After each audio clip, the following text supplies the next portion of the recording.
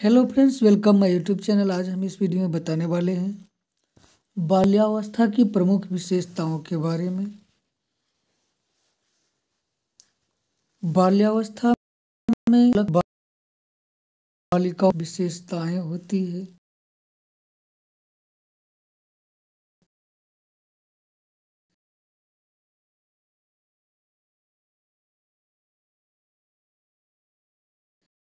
शक्ति होती है, समूह की भावना प्रबल होती है, सामूहिकता का विकास होता है। तो इसके बारे में हम चर्चा करेंगे कि बाल्यावस्था की प्रमुख क्या विशेषताएं हैं। किसी ने इसे जीवन का अनोखा काल कहा है, तो किस मनोवैज्ञानिक ने इसे जीवन का अनोखा काल कहा है।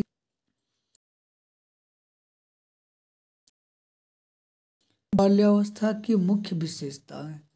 दोस्तों, वीडियो प्रारंभ करने से पहले एक रिक्वेस्ट है कि यदि आप मेरे चैनल पर नए विजिट कर रहे हैं तो आप चैनल को सब्सक्राइब कीजिएगा। ये बिल्कुल फ्री है, ताकि मेरा जो है मनोबल बढ़े और मैं नेक्स्ट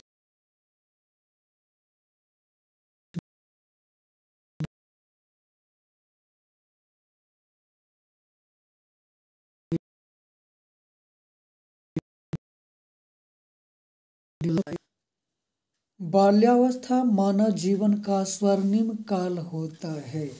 आइए, स्वर्णिम काल, यहाँ से एक प्रश्न आ जाता है सीटेट या स्टेट लेवल का टेट में कि किस काल को मानव जीवन का स्वर्णिम काल कहा जाता है। किस काल को मानव जीवन का स्वर्णिम काल कहा जाता है, ये भी प्रश्न कई बार आया है।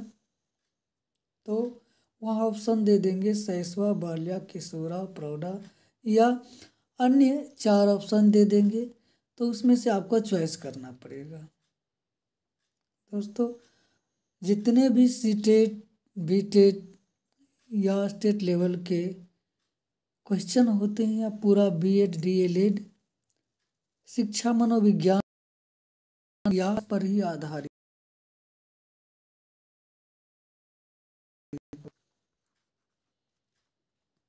विकास पर ही आधारित होता है, चाहे उसमें जितने भी सब्जेक्ट हो।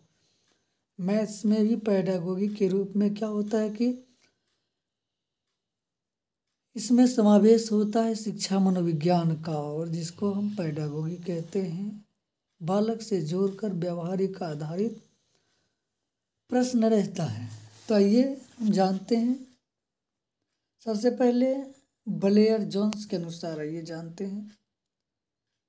ब्लेयर जोन्स एवं सिम्पसन के अनुसार शैक्षिक दृष्टिकोण से जीवन चक्र में बाल्यावस्था से अधिक कोई महत्वपूर्ण अवस्था नहीं है। यानी कि सबसे महत्वपूर्ण अवस्था बेसिक शिक्षा के लिए, स्कूली शिक्षा के लिए इस अवस्था को माना गया है। तो ब्लेयर जोन्स और सिम्पसन महोदय, जो शिक्षा शास्त्री, शिक्षा मनोवैज्ञानिक कहना चाहिए, उन्होंने कहा है जो शिक्षक इस अवस्था के बालकों को शिक्षा देते हैं, यानी कि जो पढ़ाते हैं, टीचर, गुरु, अध्यापक, उन्हें बालकों का उनकी आधारभूत आवश्यकताओं का, उनकी समस्याओं एवं उनकी परिस्थितियों, यहाँ परिस्थितियों, आवश्यकताओं, उनकी समस्याओं की पूर्ण जानकारी होनी चाहिए, जिससे उनके अपेक्षित व्यवहार में टीचर क्या करे, अध्यापक परिवर्तित कर सके। सबसे 3 इम्पोर्टेंट है जो भी टीचर होता है। इसलिए बीएड डीएलएड में बाल मनोविज्ञान या शिक्षा मनोविज्ञान, चाइल्डहुड ग्रोइंग अप या बाल्यावस्था, उसकी देखभाल, इस तरह से उसको पढ़ना पड़ता है कि बालक की जो है रुचि, क्षमता, उनकी योग्यताओं के बारे में यदि टीचर नहीं जान पाते हैं तो उनको सही शिक्षा नहीं दे पाते हैं, और जिससे बालकों का विकास सही से नहीं हो पाता है। तो सबसे पहले क्या है कि आधारभूत आवश्यकताएं, बालकों की जो आवश्यकताएं हैं, जो शिक्षा है, उन्हें किस प्रकार का होना चाहिए, किस समय में और किस प्रकार से पढ़ाना चाहिए। कई ऐसे टीचिंग मेथड है जिसके द्वारा टीचर को पढ़ाना पड़ता है। तो जब तक बालकों का जो है आवश्यकता, वो किस प्रकार से सीखना चाहता है, उनकी जानकारी नहीं होगी, तब तक कोई भी शिक्षक बालक को पढ़ा नहीं पाएगा। बालकों की क्या समस्याएं हैं, समस्याओं को जानकर पढ़ाना पड़ता है। उनकी परिस्थितियों, कौन सी परिस्थिति से आए हैं, उनकी स्थिति परिस्थिति क्या है। मान लीजिए आप एक अध्यापक है, टीचर है,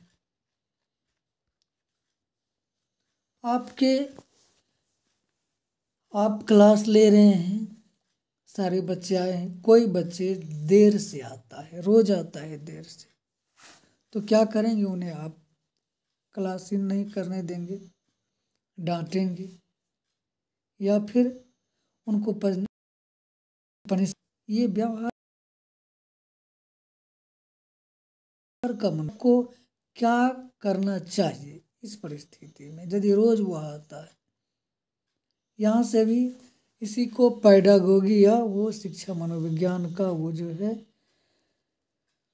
व्यवहारिक क्या होता है, क्वेश्चन टेट वेट में रहता है। आपको उनकी परिस्थितियों को जानना पड़ेगा, चाहे आप जैसे उनके मित्र से, गार्जियन, या फिर इनको, इस बालक को क्लास में आने का, देर आने का रीजन क्या है, क्यों आता है रोज।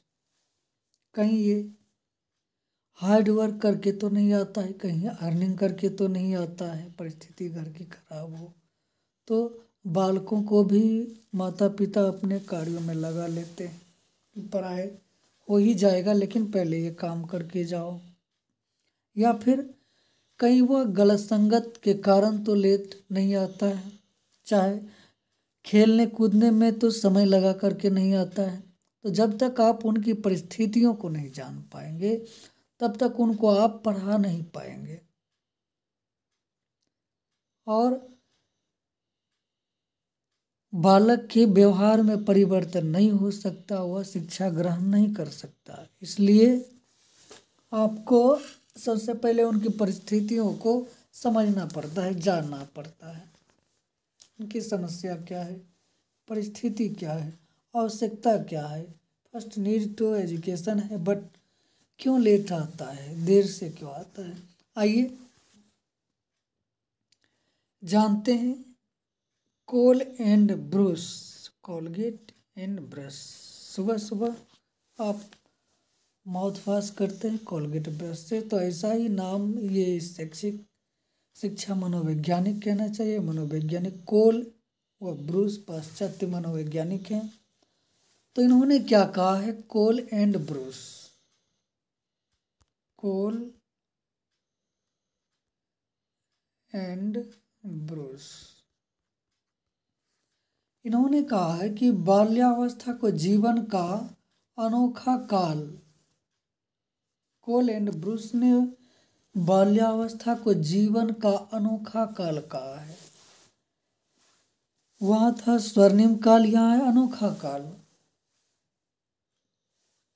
किस मनोवैज्ञानिक ने बाल्यावस्था को जीवन का अनोखा काल कहा है, या जीवन का अनोखा काल कौन सा है, ये चारों अवस्थाएं दे देंगे।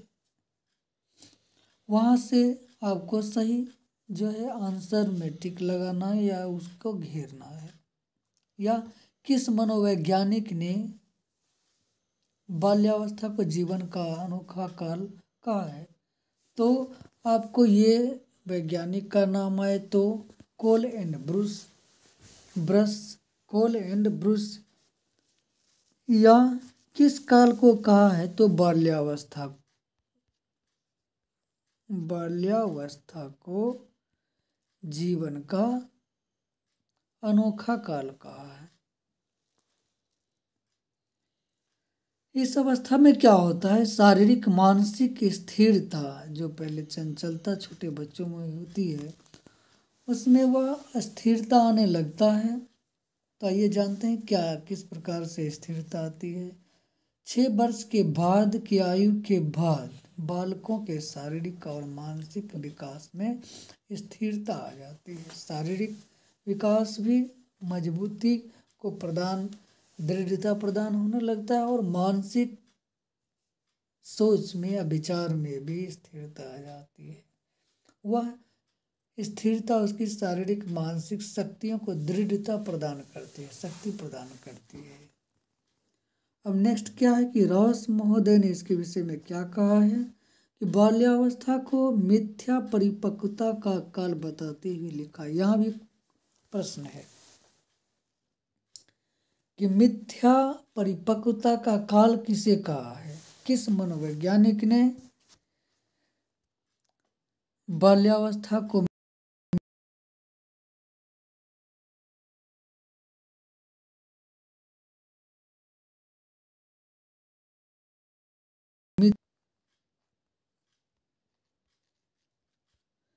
परिपक्वता परिपक्वता का काल कहा है।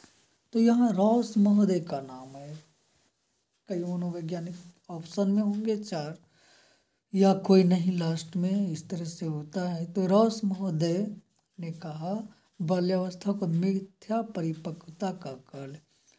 यहीं से प्रश्न आता है, एक प्रश्न का 4 बन जाता है। तो जैसे आपने एक एंगल से पढ़ा कि रॉस महोदय ने बाल्यावस्था को मिथ्या परिपक्वता का काल कहा है। यदि इसी में पूछ दिया जाए कि किस अवस्था को मिथ्या परिपक्वता का काल कहा जाता है, तो वहाँ कई छात्र ऐसे होते हैं कि एक एंगल से रट लेते हैं, उनको समस्या आती है और ऐसे में वो गलती कर बैठते हैं। तो ये टीटी सीटीईटी में इस बात का ध्यान रखा जाता है कि मनोवैज्ञानिक एवं अवस्था और किसके संदर्भ में कहा है। आइए नेक्स्ट हम देखते हैं मानसिक योग्यताओं में वृद्धि। बाल्यावस्था में मानसिक योग्यताओं में वृद्धि होती है, स्थिरता आती है। यहाँ वृद्धि इस अवस्था में बालक की मानसिक योग्यताओं में निरंतर यानी कि सतत जो है वृद्धि होती है। वह विभिन्न बातों में तर्क और विचार करने लगता है। कोई बात हो तो उसके विषय में वह तर्क और तार्किक चिंतन और विचार के बाद निष्कर्ष पर पहुंचने का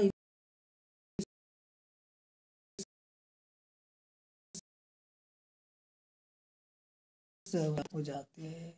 पूर्व में जो कुछ बातें बीता है उनको प्री रिपीट करने की उसमें योग्यता आ जाती है। अब सामाजिक गुणों का विकास। इस अवस्था में सामाजिकता का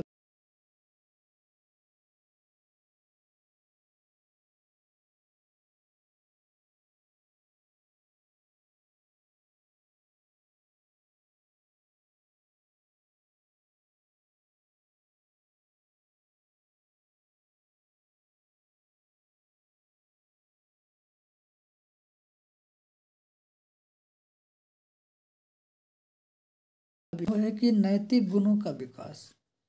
बाल्यावस्था में जो विशेषताएं हैं उनमें नैतिक गुणों का विकास प्रमुख है। इस अवस्था के आरंभ में ही बालक में नैतिक गुणों का विकास प्रारंभ हो जाता है या होने लगता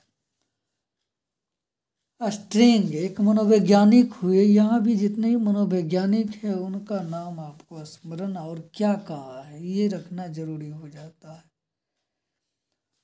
तो दोस्तों ऐसा यदि ये वीडियो आपको अच्छा लग रहा है तो कमेंट्स कीजिएगा। मैं इससे भी बेहतर वीडियो बनाने का प्रयास करूंगा और मैं चाहता हूं कि लाइव मैं आपको बोर्ड पर इस प्रकार से समझाऊं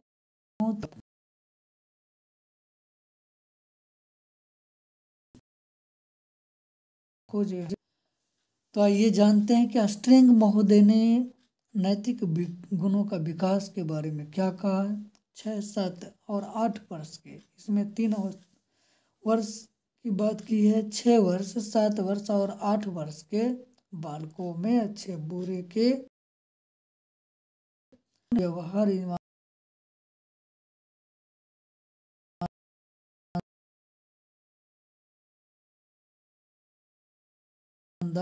महोदय का कहना है या इनके अनुसार कि 6, 7 और 8 यदि इस वर्ष के बालकों में अच्छे बुरे, न्यायपूर्ण व्यवहार, ईमानदारी और सामाजिक मूल्यों की भावनाओं का विकास होने लगता है। यह कहना है स्ट्रिंग महोदय का।